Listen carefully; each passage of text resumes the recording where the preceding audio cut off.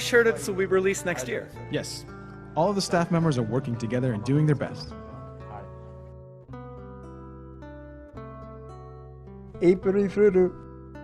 What's up, everybody? Welcome to another episode focusing on The Legend of Zelda for Wii U.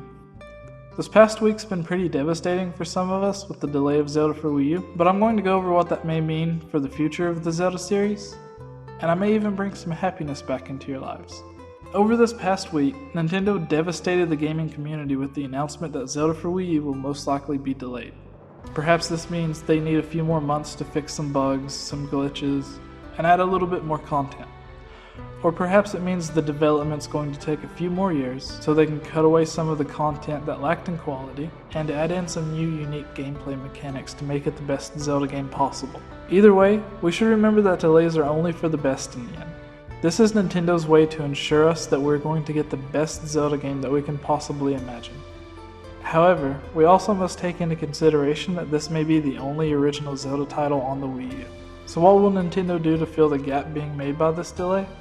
Well, for this, I think I'll let my friend Picmania explain. In past interviews, Nintendo stated that they developed Wind Waker HD alongside the new original title. It would be a type of side dish to hold us over until the next main course.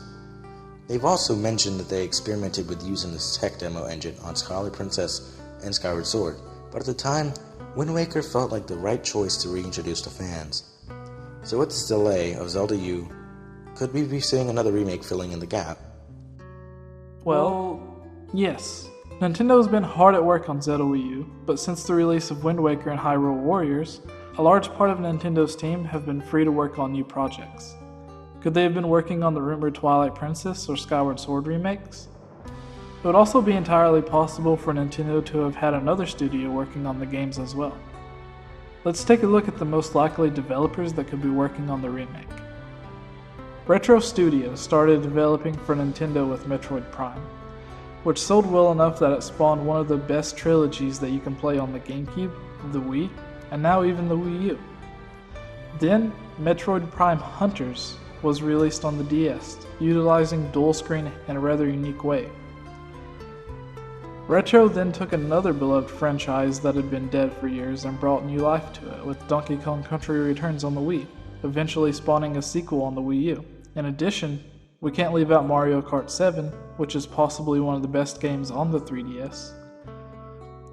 So we can see Retro is a studio that has a lot of experience with great Nintendo franchises. Seeing as they're working on an unannounced game for the Wii U, who's to say that it's not a Zelda remake, or possibly a separate new original Zelda title altogether? The next developer I would like to consider is Grezzo. Grezzo is known for remaking Ocarina of Time 3D and Majora's Mask 3D. Nintendo's undoubtedly seen the great job they did with those titles, so it'd be entirely possible Nintendo's letting them develop their own Nintendo 3DS Zelda game using the same engine. This would allow for a quick development time, as they wouldn't have to start from the ground up with new engine and new character models. Remember, Majora's Mask originally was developed within about a year, and arguably turned out to be one of the best Zelda games of all time. I believe Grezzo could definitely do the same with the new Zelda title, which could be published before we see Zelda U hit store shelves. One thing to note, maybe Nintendo is allowing Grezzo to move on from the 3DS, or perhaps split the team up after Ocarina of Time. This would make sense as to why the original development cycle for Majora's Mask only took 1 year, while the remake, which should have been completed more quickly, took over 3 years. The other team could have been given the task of working on a home console remake. Nintendo could let them tackle Twilight Princess, which many fans think is the most improvement upon Ocarina of Time. Nintendo stated we wouldn't see Zelda for Wii U at E3, but we may be seeing another Zelda game.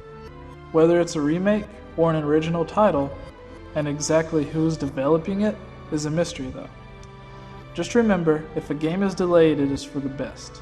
We don't want Zelda Wii U turning into Drive Club or Halo Master Chief Collection, where the games were basically unplayable, but still were released to meet deadlines. So while we likely won't be seeing Zelda Wii U until Zelda's 30th anniversary, which is next year, we may be going on a new adventure entirely with Link before then. So what does Zelda Wii U's delay mean for the franchise? It may mean we will be seeing a third title in the Hero of Time story, or the reimagined Twilight Princess HD tech demo sooner than we thought. What are your thoughts on the delay? Do you think we could be seeing another Zelda title before Zelda Wii U's release? Let me know in the comments below. And if you like this video, please thumb it up and subscribe. I also have many other videos focusing on The Legend of Zelda for Wii U as well, and it would be great if you could watch them and give me your feedback on them as well. And as always, thank you for watching.